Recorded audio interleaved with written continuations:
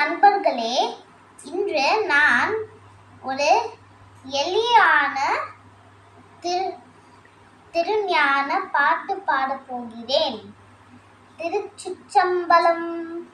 பூலியர்கோன் வெப்பொலித்த புகழியர்கோன் கடல் போற்றி. ஆரிமிசை கல்மிதப்பில் அணைந்த பிரானடி போற்றி. வாரி திருநாவலூர் வந்தொண்ட பதம் போற்றி. ஊரிமலி திருவாதூரர்